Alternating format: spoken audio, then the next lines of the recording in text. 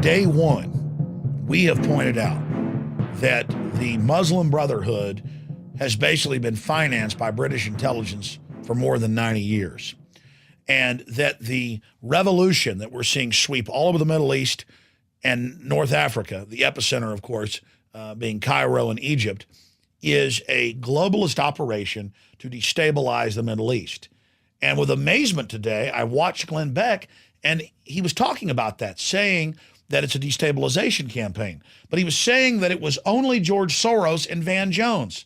Van Jones is at the top of the pyramid on his chalkboard. He's the leader. Van Jones is some low-level nobody. The Washington Post reported many years ago that tens of millions of dollars have been spent by the federal government to ship school books to Muslim schools around the world, radicalizing Muslims against the West. It's our own Department of Education under both political parties that promotes Arabic in schools as part of their Tower of Babel Balkanization multicultural move. And that's the problem. Glenn Beck is telling you that the caliphate, which is basically just the rebirth of the Ottoman Empire, is this organic socialist Muslim movement, and that they're somehow teamed up with George Soros. Teamed up with George Soros? Even the London Telegraph has the headline, Egypt protest, America's secret backing for rebel leaders behind uprising. And Glenn Beck would say, well, see, that's liberal Obama. Liberal Obama, financed by the same Wall Street that funded George W. Bush and Karl Rove and his gaggle of crooks. It's on record that Zbigniew Brzezinski helped set up the Mujahideen, now known as Al-Qaeda, in the Afghan war. It's on record that Anwar al-Awlaki, the supposed number one guy under Osama bin Laden and Al-Qaeda, when he was on the most wanted list, was meeting secretly at the Pentagon 2 months after 9/11 with the Secretary of the Army. Even Glenn Beck's own Fox News has reported that. It's on record that under Bush, U.S. embassies were ordered to let the supposed hijackers travel from Saudi Arabia into the United States, and said they're not really terrorists, they're working for us. It's on record that the State Department was given orders by an unnamed U.S. agency, the State Department's admitted this, to help get the underwear bomber on the plane. Do you think George Soros is doing that? Glenn Beck is engaged in a limited hangout. He's saying everything's Van Jones, everything's George Soros. Those are distasteful, bad people. But what he's not explaining to you is that radical Islam has been controlled by the British pre-World War II, on record, then by Hitler, and then by Western intelligence based in the United States. It was radical Muslims that were used to overthrow Mohammed Mossadegh in Operation Ajax in 1953 because he was trying to modernize his nations and trying to keep their oil money for themselves. The globalists want radical Muslims who are oppressing women and dominating their regions so that they can keep them in squalor and use them as an enemy against the West, so the New World Order can build up a police state here domestically in the name of countering it. And Glenn Beck and his writers, who fill his teleprompters, know this. And this attempt to keep the Middle East, Central Asia, and North Africa in the Stone Age has been going on for decades and is a grand strategy of destabilization. So Glenn Beck gets that right. This is destabilization. But he doesn't tell you that there are mega world government promoting corporations. He tells you that it's all Van Jones and George Soros. Sure, George Soros is one of this gaggle of corrupt globalists, but he's only one of them. Glenn Beck tells you now about the New World Order and world government. But does he tell you that General Electric and Goldman Sachs and J.P. Morgan and all these institutions helped fund the creation of the UN? No. See, this is full spectrum dominance. The military-industrial complex that Eisenhower warned us about are masters at controlling all points on the compass and playing three-dimensional chess, being able to foresee how things are going to develop and how the dominoes are going to fall. And so, yes, they don't want a pliant dictator that does what they say but brings stability to the Middle East. They now want a stratagem of tension to create this great clash of civilizations. And that's what Glenn Beck isn't telling you. Glenn Beck is a knowing dupe, a willing Joseph McCarthy. Now, I admire Joseph McCarthy. So let me be specific about this. He was a well-meaning person who was an unconscious dupe. Glenn Beck clearly is a conscious dupe. He's very intelligent. We have moles inside his organization. We know exactly what's going on. We know that they take the information that I cover, that Ron Paul covers, the true grassroots movement that we're leading, and they synthesize it and turn it into a neocon light system so they can control the patriot revolution against tyranny in this country. Now, he may not be evil himself individually, but he is someone who has come with the Fox News logo to co-opt the liberty movement in this country. And he's done a lot better in the last 6 months or so. We challenged him to cover eugenics. We've challenged him to cover the global population reduction program. And he's come a long way because you're putting pressure on him to do that.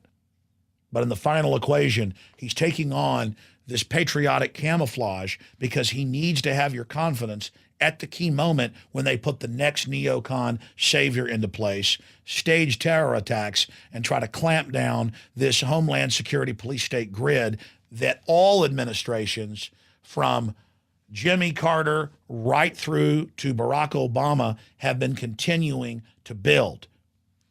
The bureaucracy is moving forward, setting up the control grid. That continuity of agenda is absolutely key to understand this. But going back to Joe McCarthy, a well-meaning guy being conned versus willing dupes like Obama and Glenn Beck, if you go back and study what happened with McCarthy, it's incredible. You'll understand what's happening now. When he was setting up a police state and interrogating file clerks at the FBI and talking about how communists were hiding under every desk, he was loved because the government could set up a police state surveillance grid and get Americans to give up their cherished Bill of Rights and Constitution in the name of countering the horrible, tyrannical, Stalinistic threat. But then McCarthy did deep research and came out and said, I've discovered the U.S. Army and the State Department is helping Russia and building factories and selling us out to them. I've discovered that our government has helped turn over China to the communist. And the media laughed and cackled. And Joe McCarthy went overnight from being this big messianic hero who could do no wrong because he was countering the communist threat by calling for the destruction of our own liberties. See, by facing that devil, we dance with the devil, we become the devil, they're able to centralize control. But as soon as he found out that the White House, that the Pentagon, that the State Department were actually funding communism and supporting it, overnight he was politically destroyed. They laughed at him. They said, sir, do you have no decency? And he was politically destroyed with all the dirt that they had on him for the alcoholism and the rest of it. He was only human. But you see, Glenn Beck isn't making that mistake. He isn't telling you that the Pentagon and the State Department are helping get underwear bombers on planes. He's not telling you that Anwar al-Awlaki, the number one guy under Osama bin Laden who's running the underwear bomber, the Times Square attack, the Fort Hood shooting, the shoe bomber, is admittedly a globalist agent. This isn't our military at the top. It isn't our government at the top. It's a foreign banking cartel that's stolen tens of trillions from us. And they are financing the Muslim revolutions.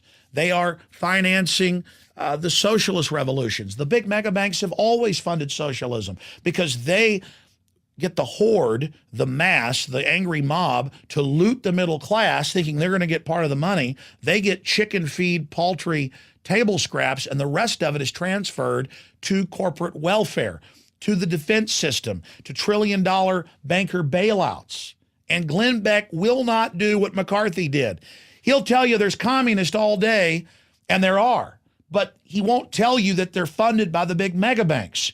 Oh, he'll pick out George Soros, who's definitely a dangerous globalist, but he'll leave it at that. He's splitting it again into a left-right paradigm that, oh, there's this liberal Soros, he runs it all, when Soros is only one small piece of this larger system. Yes, it's true that George Soros-connected groups have been supporting the Muslim Brotherhood and other organizations that are trying to take over Egypt. But it's also true that our Pentagon and the State Department and our government has been financing them for decades. And that's what Glenn Beck isn't telling you. That's what he won't talk about. Because if he did that, he'd be destroyed just like Joseph McCarthy. But the difference is Joe didn't know what he was doing. Glenn is willingly engaging in this duplicity. Any way you slice it, Van Jones is not at the top of the pyramid. Yes, George Soros is very near the top, but he's only one operative in this system. And the whole world is a stage, and each of us players upon it. Let's not let Glenn Beck co-opt the answer to 1984, 1776 movement. You are that movement. Ideas are invincible when they have truth on their side. Ideas are bulletproof. And Glenn's come a long way. That's why I'm not making my film about Glenn Beck. That's why I'm not attacking him, even though every time I watch, I see the deception. Because we're trying to get him to move truly towards the spirit of 1776. And if we demand liberty and freedom, the system will respond. And that's beginning to happen. We told you day one that this was a destabilization program to plunge the Middle East into flames. And now, 3 weeks later, it's all being confirmed. This is a lot bigger than George Soros, and that's the point I'm trying to get across to you. This is very sophisticated, very complex, and if we're going to have true liberty, folks need to do their research and find out the truth for themselves. It's a lot more complex than a chalkboard with some socialist unions and Van Jones. And yes, Glenn Beck overall tells the truth that these powerful communist elites want revolution to destabilize things so that they can come to power. But what he doesn't tell you is that the mega banks have always promoted communism for the common man as a way of outlawing their competition, and through government, taking our tax money and putting it into offshore havens that are immune from the socialistic communism that they visit upon us. Glenn, tell the full truth. Don't tell us that the New World Order just started and George Soros created it. George Soros's people told mine in a very threatening way, the ship has already sailed. There will be a new world order. Get on the team or get out. And I've seen you move in the right direction. Come all the way. And I give you my word that I will support you at that point. I want to see you do the right thing. I don't want to see you sit there and play into this Muslim phobia when on record, Republicans and Democrats are part of the social engineering system and are doing everything they can to protect radical Muslims. The evidence is right there. Our own government is supporting the Muslim Brotherhood, who's calling to break the peace treaty with Israel to destabilize the region. I'm honored and thankful at many levels that you're taking our information. But I'm also frustrated that you still twist it. People out there need to understand that Alex Jones isn't your leader. Glenn Beck isn't your leader. Common sense, the Bill of Rights and Constitution is the sheet of music we need to be singing from. And Glenn Beck talks about how he loves the spirit of 1776. But on so many fundamentals, he doesn't support that Bill of Rights and Constitution. And he says, don't support it when we're fighting the Muslims, but the radicalized Muslims are on record funded by his bosses. You want to find the New World Order, look at Rupert Murdoch, Glenn. Rupert Murdoch is a big Davos attendee, promotes globalism, promotes carbon taxes, promotes everything George Soros does. But because he's cloaked in the Fox News mantle, he's not criticized. Awake Americans that we've awakened are just some market for you to exploit. And that's wrong. This is life and death we're dealing with. And until I see Glenn Beck talk about Anwar al-Awlaki working for the Pentagon and running all the terrorists, and until I hear Glenn talk about the See Something, Say Something campaign and how it's all meant to have us tattle on each other, we know that you're working for the dark side. All right, Glenn, you can't have it both ways. Decide which side you're on.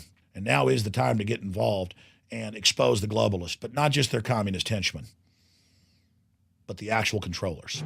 It is extremely exciting that Glenn Beck is having to talk about the New World Order and world government, even if he's blaming it on mid-level patsies. It shows how far our movement to get the truth out is. The fact that this information has become so mainline shows that a renaissance of liberty, a rediscovering of the spirit of 1776 is upon us. And each and every one of us don't have front row seats to history. We're active participants on the field. And to all of you that have gotten the word out over the years, to all of you that have stood up and told the truth and been laughed at by your neighbors, they're not laughing now. The people are ready to hear the truth. Get out there. Together, we can accelerate this awakening process. And we can ensure that there is a force of awakened people that understand the true paradigm, and we can defeat this new world order.